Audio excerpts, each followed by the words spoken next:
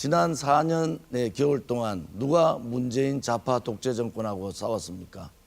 또 누가 앞으로 싸울 수가 있습니까? 자유우파 국민 후보, 대구 시민의 자존심 후보, 저 조원진밖에 없습니다. 제가 사선되면 힘을 가지고 바로 보수 대통합을 하겠습니다. 미래통합당에서 거부했지만 보수 대통합으로 단일 후보를 통한 정권 교체를 반드시 하겠습니다. 박근혜 대통령은 살신성인의 마음으로 그렇게 말씀을 하셨고, 우리 공화당과 저 조원진은 황교안 대표 측근한테 한 달 동안 만나자고 얘기했습니다. 아무 조건 없이 연대든 연합이든 통합하자 이렇게 얘기를 했는데, 오늘 이 순간까지 황교안 대표 전화 한 통화 없습니다. 보수 분열은 황교안 대표한테 있습니다.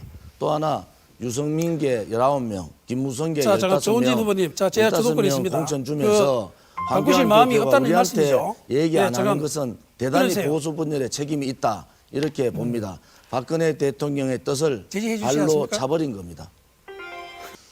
황교안 대표 측근 제가 실명 거론하겠습니다. 한성교, 원유철, 박완수 사무총장 등 제가 보수 대통합을 해야 된다.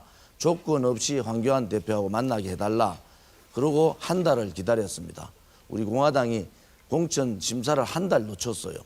그런데 유승민계 19명 공천하고 김무성계 15명 공천하고 그다음에 안철수계 5명, 이현주 4명 공천하고 바깥에 문재인 정권과 투쟁했던 우리는 발로 차버렸습니다. 누가 보수 분열을 얘기합니까? 보수 분열은 황교안 대표가 한 거예요. 지금이라도 오늘이라도 황교안 대표는 4.15 총선을 보수 대통합으로 이기려면 오늘이라도 저한테 전화하셔야 됩니다. 안 그럼 제 전화를 받아야 돼요. 지금 다른 분들이 판단을 착각하고 있는데, 우리는 보수 대통합을 위해서 조건 없이 만나자고 한 달 동안 매일매일 정론관에서 발표를 했습니다. 그런데 안 들어줬잖아요. 제가 당선되면은 제 모든 것을 던져서 보수가 하나 되도록 하겠습니다. 그리고 그 보수 하나 된 정당의 당대표로 출마하겠습니다. 당대표로서 단일 후보, 대통령 후보 내서 정권 교체를 반드시 이루겠습니다. 그것이 지금 정치인들이 해야 될 일이에요. 좌파 독재 정권이 나라를 말아먹고 있는데 정치인들이 안일하게 말로만 떠들어도 되겠습니까? 특히 대구 경북 정치인들 정신 차려야 돼요. 그렇지 않으면요, 나라 다 무너지고 우리 미래 세대들한테 희망도 없고 비전도 없는 거예요. 우리한테 주어진 역사적 책무는 자유민주주의 체제를 수호하라는 거고 시장 경제를 지키라는 겁니다. 정치인이면은 좀 이런 부분에 대해서 관심을 가지세요. 나라가 망할 때 대구 경북이 소외되고 대구 경북이 완전히 침체되는데 정치인들이 자기 정치 이익만 얘기해서 되겠습니까? 오늘 이 토론을 보면서도 마찬가지입니다. 좀 더 정치인답게 국회의원 하려면 국회의원답게 좀 어젓해야 되잖아요. 대구 경북 시민 지도민들이 지켜보고 있는 거예요. 전 국민들이 이번에 지켜봅니다. 왜 유성민계, 김무성계는 다 배려하면서 바깥에 4번의 겨울 3년 동안 투쟁했던 우리 공화당 저 조원진만 황교안 대표가 발로 찼는지 분명히 입장을 밝혀야 됩니다. 이것이 진실입니다. 코로나19 사태가 장기화되면서 자영업자와 취약계층의 어려움이 커지고 있고 또 지자체별로 이 재난기본소득 논의가 점점 활발해지고 있습니다. 또 이 재난기본소득을 도입할 경우 지급 대상 범위와 또 적정한 금액, 지급 방식에 대해서 구체적으로 말씀해 주시기 바랍니다. 나라가 미쳐가고 있습니다.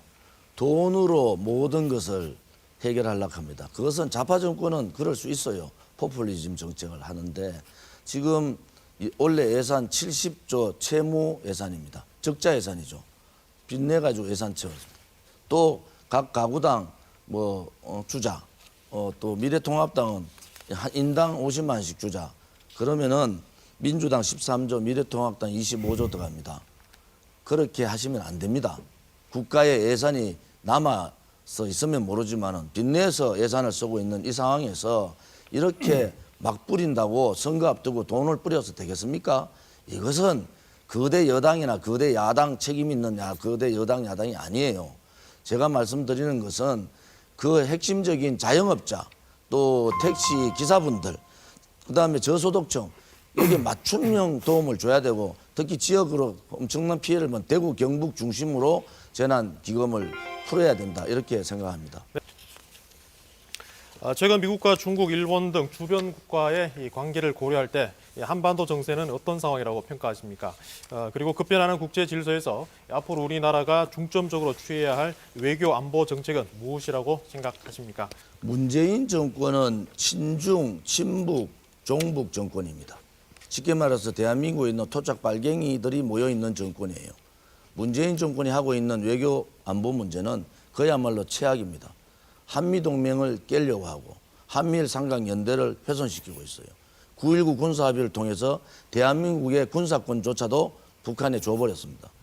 이 문재인 정권이 하고 있는 이 외교 안보 문제 때문에 왜 국격이 떨어지고 국민들의 자존심이 상해야 됩니까? 우리 대한민국이 언제 중국 눈치 보고 언제 북한 김정은 눈치 봤습니까? 문재인 정권은 월남 폐망 당시에 월남 폐망을 보고 희열을 느껴다갔습니다. 월남 폐망 이후에 월남민들이 2,500만이 학살됐습니다. 그런 사람이 지금 현재의 대통령이에요.